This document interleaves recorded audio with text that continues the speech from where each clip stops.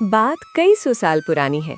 गोपाल नाम के गांव में रामदास अपनी पत्नी सूखी देवी और दो बेटियां रोशनी और चंपा के साथ रहता था। दोनों बहनें देखने में जितनी खूबसूरत थीं, दिल की उतनी ही नेक और मेहनती भी थीं। रामदास का शरीर बुढ़ापे के कारण जवाब दे चुका था, इसलिए घर की गुजर बसर के लिए ये दोनों बहनें रोज सुबह सवेरे जंगल जाती, लकड़ियां काटती और उन्हें बाजार में बेचकर घर चलाती। एक दिन दोनों बहनें लकड़ियां काटकर वापस आ रही थीं कि रास्ते में एक पुराने बरगद के पेड़ की मोटी शाख पर दो जादुई पक्षी बैठे हुए थे और आपस में बातें कर रहे थे। अरे देखो, वे दोनों आ रही हैं।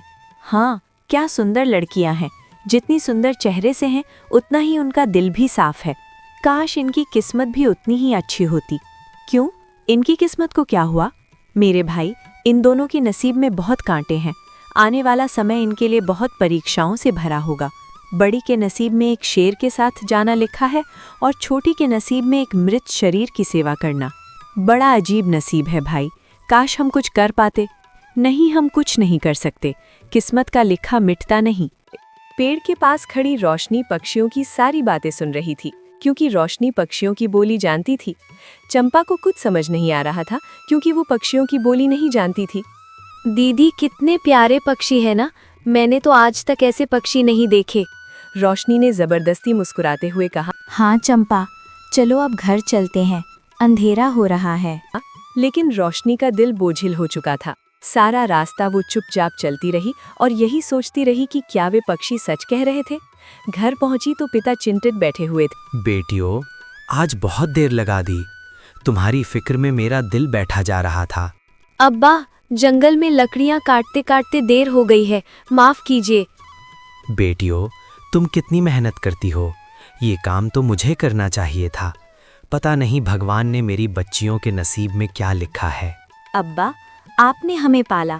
अब जब आपका शरीर साथ नहीं देता, तो क्या हम आपका साथ छोड़ दें? हरगिज नहीं। और हमारी तकदीर में जो लिखा है वो होकर रहेगा। परेशानी से कुछ नहीं बदलेगा। कुछ दिन बीते और रोशनी पर पक्षियों की बातों का असर होने लगा। वो खाना कम खाने लगी, रात को सो नहीं पाती थी और दिन में चुप चुप रहती थी। एक दिन उनकी माँ सूखी देवी रोशनी के पास आई और बोली, बेटी, मुझे सच बता, तुझे क्या हुआ है? कई दिनों से देख रही हूँ, न ठीक से खाती है, न किसी से बात करती है। तू अपनी माँ से क्या छिपा रही है? रोशनी ने नजरें चुरा लीं। नहीं माँ, कुछ नहीं हुआ। बेटी, माँ की आंखों से कुछ नहीं छिपता, मुझे बता। माँ, बस ऐसे ही थकावट है, आप परेशान मत होइए। ये कहकर रोशनी वहां से चली गई। अगले दिन दोनों बहनें फिर जंगल गईं और वही पक्षी फिर उसी पेड़ पर थे। भाई, क्या कोई रास्ता है इन दोनों की किस्मत बदलने का? नहीं भाई, किस्मत का लिखा नहीं बदलता। जो होना है वो होकर रहेगा। इनके साथ जो होने वाला है वो बहुत कठिन है। ये सुनकर रोशनी ने आंखें बंद कर लीं। उसके दिल में डर और भी गहरा हो गया। घर आकर रोशनी ने खाना बिल्कुल छोड़ दिया। 2-3 दिन में उसकी हालत इतनी बिगड़ गई कि वो बिस्तर पर पड़ गई। चंपा ने माँ से कहा, माँ, दीदी को क्या हो गया? वो बहुत कमजोर हो गई हैं, ना कुछ खाती हैं, ना ठीक से सो पाती हैं। रामदास ने कहा, अरे बस बहुत हो गया।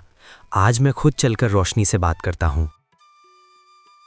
सारा घर रोशनी के पास इकट्ठा हुआ। पिता ने प्यार से लेकिन मजबूती से पूछा, रोशनी, मुझे सच सच बताओ, क्या हुआ है तुम्हें? क्या परेशानी है? हम तुम्हारे अपने हैं बेटा, हमसे क्या छुपाना। रोशनी ने एक लंबी सांस ली और सब कुछ बता दिया। बताया कि वो पक्षियों की बोली जानती है और जंगल में 2 जादुई पक्षियों ने उन दोनों बहनों के बारे में क्या भविष्यवाणी की है। बेटी, ये क्या कह रही हो? बेटी, तुम कल मुझे उन परिंदों के पास ले चलो। मैं खुद देखना चाहता हूँ कि वो कौन हैं और क्या कह रहे हैं। जी अब्बा, आप कल मेरे साथ चलें। मैं पंछियों की बोली जानती हूँ और जंगल में 2 जादुई पंछियों ने हमारे बारे में भविष्यवाणी की है। अगली सुबह जंगल की ओर निकले। रामदास, सूखी देवी, रोशनी और चंपा। वही पुराना बरगद का पेड़, वही सुनहरे पक्षी। रोशनी ने पक्षियों की ओर मुंह करके उन्हीं की बोली में कहा, मैं तुम्हारी बोली समझती हूँ। तुमने जो कुछ हमारे बारे में कहा है, मैंने सब सुना है। मुझे और विस्तार से बताओ कि हमारी तकदीर में क्या है। अरे वाह, तुम हमारी बोली जानती हो, ये तो बहुत खास बात है। ठीक है, हम तुम्हें सब सच बताते हैं। हमने जो कहा वो बिल्कुल सच है। आगे क्या होगा, अच्छा या बुरा, ये तो हम नहीं जानते, लेकिन अभी हमें यही दिखाई दे रहा है। तुम ज्यादा परेशान मत हो और भगवान पर भरोसा रखो। कभी कभी जो आँखों को बुरा लगता है वो असल में अच्छा निकलता है। रोशनी ने सारा संवाद पिता को अनुवाद करके बताया। रामदास ने कहा, बेटी, उन परिंदों की बातों को दिल में मत बसाओ, ये कुछ भी कहते रहें। चलो घर चलते हैं, तुम बहुत कमजोर हो गई हो। अब्बा, ये जादुई पंछी झूठ नहीं बोलते और जो भगवान ने हमारी तकदीर में लिखा है वो होकर रहेगा। न आप मिटा सकते हैं और ना ही मैं। घर आकर रामदास ने अपनी पत्नी से कहा, सुनती हो, यहाँ से कुछ कोस दूर जंगल में एक बहुत बड़े सिद्ध बाबा रहते हैं। लोग कहते हैं वो भविष्य देख सकते हैं। मैं आज ही उनके पास जाता हूँ। रामदास जंगल गया और बाबा को मनाकर घर ले आया। अरे रोशनी, चंपा, आओ इधर मेरे पास, मैं बाबा को ले आया हूँ। बाबा ने आंखें बंद की, कुछ देर चुप बैठे रहे, फिर आंखें खोलकर बोले, बेटा, जिन पक्षियों ने तुम्हें बताया है वो बिल्कुल सच है, इसमें कोई शक नहीं। बाबा, कोई हल है? नहीं, कोई हल नहीं है। तो फिर कम से कम बताइए कि ये सब कब और कैसे होगा। ठीक है, इस महीने की शुरुआत के दिन शाम के समय एक शेर तुम्हारे दरवाजे पर आएगा। वो कुछ नहीं बोलेगा, बस कुछ देर खड़ा रहेगा और फिर वापस जाने लगेगा। तुम अपनी बड़ी बेटी से कहना कि वो उस शेर के पीछे चली जाए। जो उसके नसीब में है वो होकर रहेगा। और सुनो, अगर तुमने रोका तो वो शेर दोबारा आएगा, इस बार बहुत खतरनाक रूप में, और सबको तबाह करके जाएगा। अपने घर वालों का भला चाहते हो तो यही करना। और मेरी छोटी बेटी? बेटा, आज छोटी बेटी का नसीब बताने का समय नहीं है, मैं किसी और दिन आऊंगा। बाबा चले गए और पीछे रह गई एक भारी खामोशी। कुछ दिन खामोशी में गुजरे और फिर महीने का आखिरी दिन आ गया। शाम ढली तो सब बाहर बैठे थे। अचानक दरवाजे पर एक बड़ा खौफनाक शेर आकर खड़ा हो गया। वो चुपचाप खड़ा था, न गरजा न दहाड़ा, बस टकटकी लगाकर देखता रहा। जी, मुझे लगता है ये वही शेर है। मैं अपने बच्ची को उसके साथ नहीं भेजूंगी। नहीं दीदी, मत जाओ। अब्बा, माँ, मैं अपनी जान बचाने के लिए आपकी जानों को खतरे में नहीं डाल सकती। शेर कुछ देर खड़ा रहा, फिर वापस जाने लगा। रोशनी उठकर बोली, चंपा, छोड़ो मुझे। अगर मैं नहीं गई तो ये शेर फिर से आएगा और सब कुछ बर्बाद कर देगा। जिंदगी रही तो फिर मिलेंगे। और चुपचाप चली गई। रामदास से रहा न गया। वो चुपके से रोशनी के पीछे निकल गए, जंगल की ओर। देखा कि शेर एक पुरानी गहरी गुफा की ओर जा रहा है और रोशनी उसके पीछे। दोनों गुफा में दाखिल हो गए। हाय रे मेरी बच्ची, इस खतरनाक गुफा में चली गई। ये तो बहुत खतरनाक गुफा है। हाय रे मेरी बच्ची, अब कभी वापस नहीं आएगी। घर वापस आकर सबको बताया तो घर में कोहराम मच गया। क्या बताऊं भाग्यवान, हमारी बच्ची उस गुफा के अंदर चली गई। जी, कल सुबह फिर उस गुफा के पास जाएं, शायद रोशनी मिल जाए। ठीक है, मैं सुबह ही जाऊंगा और रोशनी का पता करके आऊंगा। अगली सुबह रामदास उस गुफा के पास गए और डरते डरते अंदर दाखिल हुए। गुफा के अंदर अंधेरा था, लेकिन आगे जाकर एक चमकती रोशनी दिखाई दी। ये गुफा इतनी रोशन क्यों है? इसमें तो अंधेरा होना चाहिए था। चलो आगे चलकर देखता हूँ। रामदास आगे बढ़ते गए और अचानक वो एक नई दुनिया में पहुंच गए। वहां एक पूरा शहर बसा था। बाजार थे, लोग थे, महल थे। हाय रे, ये मैं कहाँ आ गया? यहाँ तो कोई और ही दुनिया बसी है। एक राहगीर से पूछा, अरे भाई, सुनते हो, ये कौन सी जगह है? क्या तुम पहली बार यहाँ आए हो? ये सुवर्णपुर है, राजा धर्मसेन का राज्य। ये बहुत खुशहाल और प्रसिद्ध राज्य है। अच्छा ठीक है भाई, वो धन्यवाद। आगे बढ़े तो एक बग्घी दिखाई दी जिसमें रानी के वस्त्रों में रोशनी बैठी थी। रोशनी ने पिता को देखा और तुरंत बग्घी रुकवाई। ये क्या? ये तो मेरी बेटी है, पर ये रानी के भेष में कैसे? अब्बा, आप यहाँ? बेटी, मैं तुझे ढूंढते ढूंढते आया, पर ये सब क्या है? तू इस हाल में कैसे? अब्बा, आइए, मैं आपको सब बताती हूँ। रोशनी ने पिता को बग्घी में बिछाया और एक शानदार महल की ओर चल पड़ी। महल में पहुंचकर रोशनी ने पूरी कहानी सुनाई। अब्बा, जो शेर हमारे दरवाजे पर आया था वो असल में शेर नहीं था, वो एक राजकुमार था, भीमसेन, जिस पर एक जादूगर ने जादू कर दिया था और वो शेर की शक्ल में हमारे गांव आया था। जब हम उस गुफा में दाखिल हुए तो उसका जादू टूट गया और वो अपनी असली शक्ल में आ गया। फिर उसने मुझे सब बताया कि एक बाबा ने उसे पहले ही कह दिया था कि दूसरी दुनिया में उसे एक लड़की मिलेगी और उसी से उसका विवाह होगा। वो मुझे लेने आया था अब्बा, और वो बहुत अच्छे इंसान है। अब ये महल मेरा है और मैं इस महल की रानी हूँ और यहाँ बहुत खुश हूँ। भगवान का लाख लाख शुक्र है, तू ठीक है और यहाँ खुश है मेरी बच्ची। भगवान तुझे हमेशा खुश रखे। लेकिन बेटी, तुम्हारा पति कहाँ है?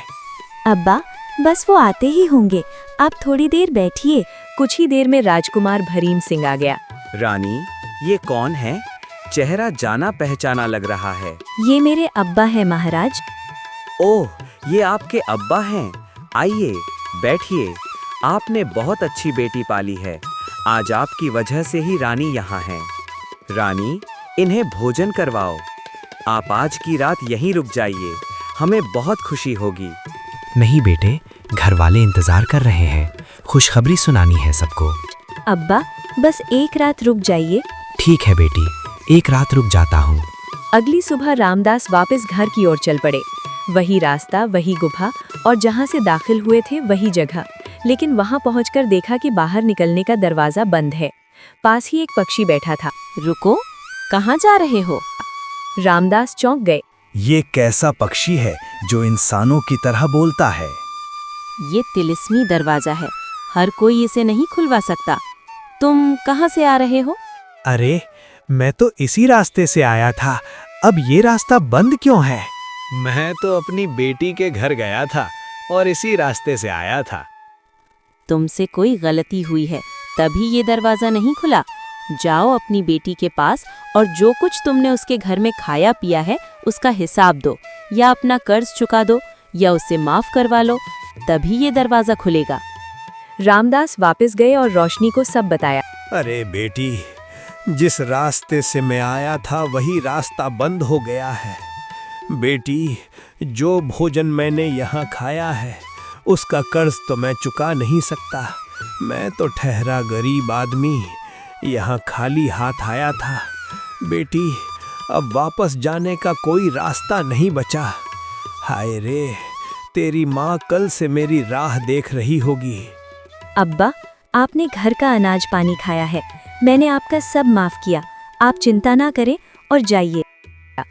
इस बार जब रामदास उस जगह पहुंचे तो दरवाजा खुला हुआ था। वो गुफा से निकलकर अपने गांव पहुंच गए।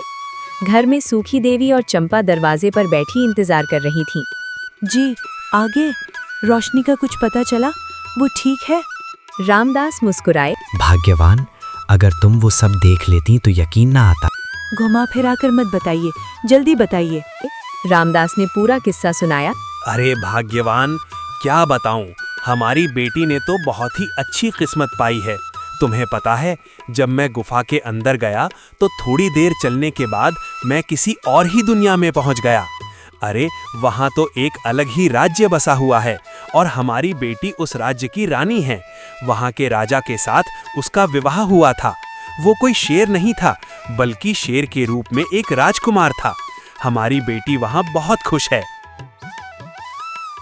तो सूखी देवी की आंखों से आंसू बह निकले, लेकिन इस बार खुशी के। भगवान का लाख लाख शुक्र है। चलिए, अभी मुझे मेरी बच्ची के पास ले चलिए। हाँ हाँ, जल्द ही सबको ले चलूंगा, पर अभी कुछ दिन रुको, पहले कुछ खाओ पियो।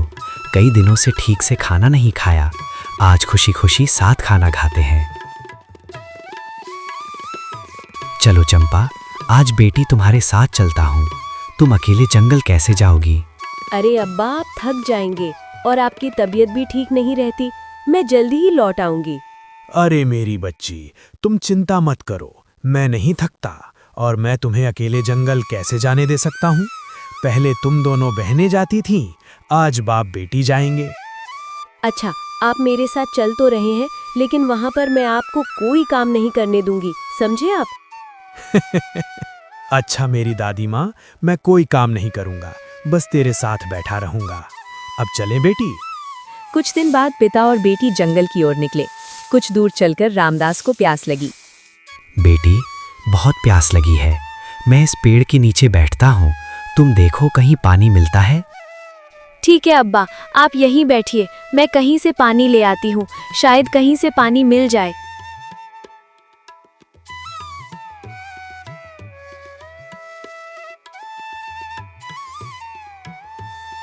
चंपा इधर उधर गई पर पानी नहीं मिला। हाँ, एक पुरानी झोपड़ी जरूर दिखाई दी। ये किसकी झोपड़ी है? कोई रहता होगा यहाँ। अब्बा के लिए पानी मांग लो। चंपा झोपड़ी के पास गई और आवाज दी, कोई है? कोई घर में है? अरे सुनिए, कोई है घर में?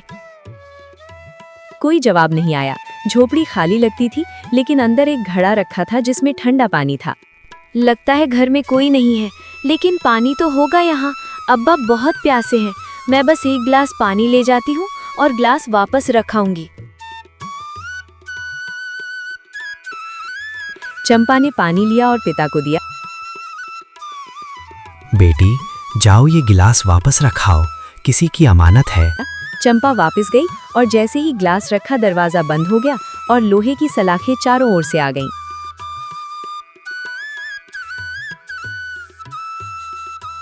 अब्बा, अब्बा, बचाओ मुझे, मैं फंस गई। रामदास दौड़ते हुए आए। चंपा लोहे की सलाखों में कैद थी और अंदर चूल्हा जल रहा था। एक कोने में एक मृत शरीर कपड़े से ढका पड़ा था। बेटी, ये क्या हो गया? मुझे नहीं पता अब्बा, मैं बस ग्लास रखने आई थी। अंदर एक मृत शरीर भी पड़ा है, मुझे बहुत डर लग रहा है। अब्बा, यहाँ आग भी जल रही है। अब्बा, मुझे बचा लीजिए। बेटी, लगता है परिंदों की दूसरी भविष्यवाणी भी सच हो गई। मैं कोशिश करता हूँ। रामदास ने बहुत कोशिश की, लेकिन सलाखें नहीं खुली। काफी देर कोशिश करके रामदास थक गए। बेटी, ये सलाखें मेरे बस की नहीं। अब्बा, अंधेरा होने वाला है, आप यहाँ से चले जाएं। माँ अकेली है, शायद यही मेरी तकदीर होगी। अब्बा, जब मेरा समय आएगा तो भगवान कोई रास्ता निकाल देंगे, आप चिंता ना करें। नहीं बेटी, मैं तुझे छोड़कर नहीं जा सकता। अब्बा, आपको मेरी कसम, यहाँ से जाएं, वरना मैं परेशान हो जाऊंगी। चंपा के बार बार कहने पर रामदास भारी दिल से वापस चले गए। अरे आ गए आप, बैठिए, मैं आपके लिए पानी लेकर आती हूँ। सुनिए जी, चंपा कहाँ रह गई? उसे साथ ले आते, शाम होने वाली है। अरे आप चुप क्यों हैं? जवाब दीजिए ना, कहाँ है मेरी बच्ची? सुबह तो वो आपके साथ ही गई थी ना, कहाँ गई? अरे कुछ बोलिए ना। अरे क्या बताऊं, भाग्यवान, हमारी बच्ची जंगल की किसी झोपड़ी में कैद हो गई है। मैंने बहुत कोशिश की वो लोहे की सलाखें तोड़ने की, लेकिन वो मेरे बस में नहीं था भाग्यवान। मैं अपनी बच्ची को नहीं बचा पाया, मुझे माफ कर दो। हाय रे, मेरी बच्ची के नसीब में जंगल में कैद होना ही लिखा था। मैं क्या करूं? मुझ बदकिस्मत बाप को ये सब कुछ देखना पड़ रहा है। हाय रे, हाय रे, हाय रे, हम लुट गए, हम बर्बाद हो गए। ये सब कुछ देखने से पहले हम मर क्यों नहीं गए? मेरी बच्ची तकलीफ में है, वो वहाँ जंगल में कैद है और हम कुछ नहीं कर सकते। हमसे भगवान ये कैसी परीक्षा ले रहे हैं? मेरी बच्ची वहाँ मरे हुए शरीर के साथ कैसे रहेगी? मेरी बच्ची वहाँ अकेली। मुझे मेरी बच्ची के पास ले चलिए, भगवान के लिए मुझे जंगल ले चलिए। तुम खुद को संभालो, मैं अभी कैसे ले जा सकता हूँ? अभी तो शाम हो गई है, हम कल अपनी बच्ची के पास चलेंगे। घर में रामदास ने सूखी देवी को सब बताया। दोनों माँ बाप रोते रहे। चलो भाग्यवान, जंगल चले। और अगली सुबह जंगल गए, लेकिन वो झोपड़ी कहीं नहीं थी, जैसे जमीन निगल गई हो। अरे कहाँ है वो झोपड़ी? कहाँ गई वो झोपड़ी? यहीं पर ही तो थी, कहाँ चली गई? आपको अच्छी तरह याद है ना, यहीं पर झोपड़ी थी। आप अच्छी तरह से देखें, कहीं ऐसा तो नहीं कि आप भूल गए हो? हाय रे, चलो घर चले। भगवान ने चाहा तो हमें हमारी बच्ची मिल जाएगी। मैं कहीं नहीं जाऊंगी, मुझे मेरी बच्ची चाहिए। कहाँ चली गई मेरी बच्ची? अरे तुम जिद मत करो, यहाँ बैठे रहने का कोई फायदा नहीं है, चलो घर चलें। हाय, मेरी एक बच्ची तो खुश है, पर दूसरी के साथ ये क्या हो गया? सूखी देवी और रामदास का रो रो कर बुरा हाल था।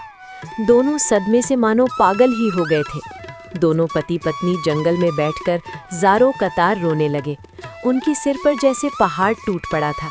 उनकी बेटी अचानक गायब हो गई थी। इससे बड़ा सदमा और क्या हो सकता था। रामदास जैसे तैसे सूखी देवी को मनाकर घर ले गया। अब चंपा उस झोपड़ी में अकेली थी। उसने डरते डरते उस मृत शरीर की ओर देखा जिसके पैर बाहर निकले हुए थे। उसने सोचा, मैं क्या करूं? रात भर यहाँ रहना होगा। ये मृत नहीं लगता, ऐसा लगता है जैसे बेहोश हो। बचपन में जब दीदी और मैं थक जाते थे तो माँ पैरों की मालिश करती थी। क्या पता मालिश से ये जाग जाए। चंपा ने हिम्मत करके उस मृत शरीर के पैरों के तलवे दबाने शुरू कर दिए। उधर दूसरी तरफ चंपा के माँ बाप सुबह होते ही जंगल आ जाते। सारा दिन जंगल में यहाँ वहाँ झोपड़ी तलाश करते, लेकिन झोपड़ी का तो कोई नामो निशान नहीं था। शाम होते ही थक हार कर दोनों घर चले जाते। रोशनी हर महीने अपने माँ बाप से मिलने आती। रोशनी अपने माँ बाप को महल ले जाना चाहती थी। वो अपने माँ बाप को सारा दिन जंगल में भटकते हुए नहीं देख सकती थी। रोशनी उन्हें दिलासा देती, समझाती, लेकिन सूखी देवी और रामदास कुछ सुनने को तैयार नहीं थे। चंपा की जुदाई में दोनों मानो पागल ही हो गए थे। ऐसे ही समय बीतता गया। महीने गुजर गए, साल गुजर गए, लेकिन चंपा का कुछ भी पता नहीं चला। महीने गुजरे, साल गुजरे और फिर 5 साल, 10 साल, 15 साल गुजर गए। चंपा 15 साल से उस झोपड़ी में थी और रोज उस मृत शरीर के पैर दबाती रही। उसने उम्मीद नहीं छोड़ी और उसके माँ बाप 15 साल तक रोज उस जंगल में जाते और उस झोपड़ी को ढूंढते। भाग्यवान, आज पूरे 15 साल हो गए हैं।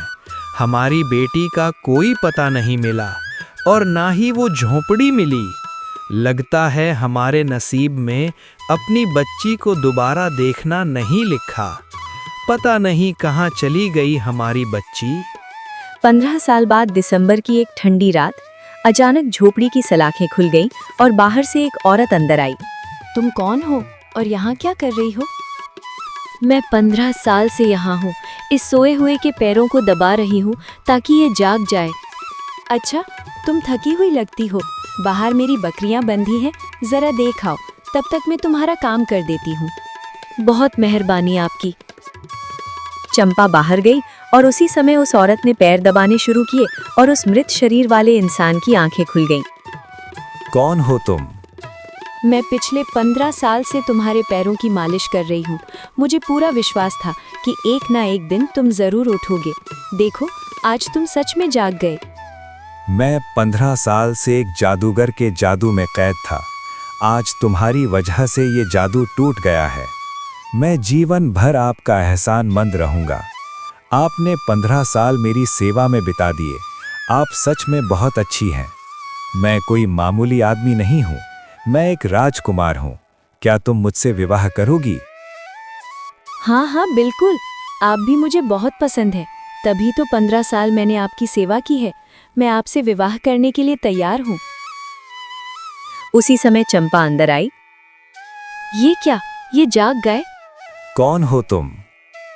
ये बकरियां चराने वाली है। कभी कभी यहाँ पानी पीने आ जाती है। जाओ, इसे पानी पिलाओ और यहाँ से भेज दो। राजकुमार, मुझे नौकर रख ले। मेरा कोई नहीं है, मैं अनाथ हूँ। राजकुमार, जब ये इतनी गिड़गिड़ा रही है तो इसे महल में नौकरानी रख लेते हैं। ठीक है, जैसा तुम्हें ठीक लगे, मुझे कोई आपत्ति नहीं है। चंपा समझ गई कि क्या हुआ है। उसका दिल टूट गया, लेकिन उसने नौकर बनने की विनती की। अब चंपा उस औरत की नौकर बन गई। वो उस पर बहुत जुल्म करती, कभी भूखा रखती, कभी गालियां देती। चंपा सब सहती रही। एक दिन वो अकेली बैठी रो रही थी। भगवान जी, मैंने 15 साल मेहनत की और पता नहीं क्यों ये इनाम मिला। इस महिला ने मुझसे सब छीन लिया। राजकुमार उधर से गुजरा और उसका रोना सुन लिया। धीरे धीरे सच सामने आ गया।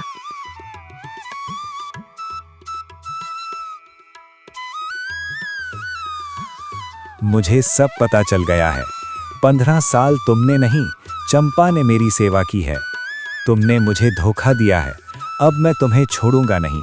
तुम्हें इस बात की सजा जरूर मिलेगी। मुझे माफ कर दीजिए राजकुमार, मुझसे बहुत बड़ी गलती हो गई थी।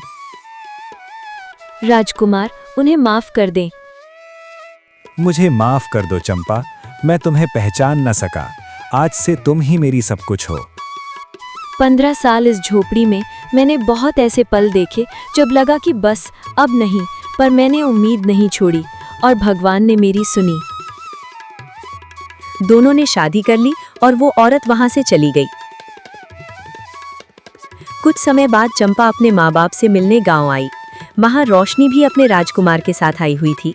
दोनों माँ बाप अपनी दोनों बेटियों को एक साथ देखकर बहुत खुश हुए। सूखी देवी ने आंसुओं के साथ दोनों को गले लगा लिया। रामदास ने कहा, बेटियों, उस दिन जब परिंदों ने तुम्हारे बारे में कहा था तो मुझे बहुत डर लगा था, पर आज समझ आया कि किस्मत का लिखा जरूरी नहीं कि हमेशा बुरा हो। कभी कभी वो रास्ता जो डराता है वही सबसे अच्छी मंजिल पर ले जाता है। रोशनी ने कहा, अब्बा, असल में वो पंछी हमें सिर्फ एक परीक्षा की खबर दे रहे थे, ना कि असफलता की। जब इंसान धैर्य और हिम्मत से काम लेता है तो तकदीर भी सुधर जाती है। भगवान ने मेरी सुन ली। मेरी दोनों बच्चियां ठीक हैं और खुश हैं।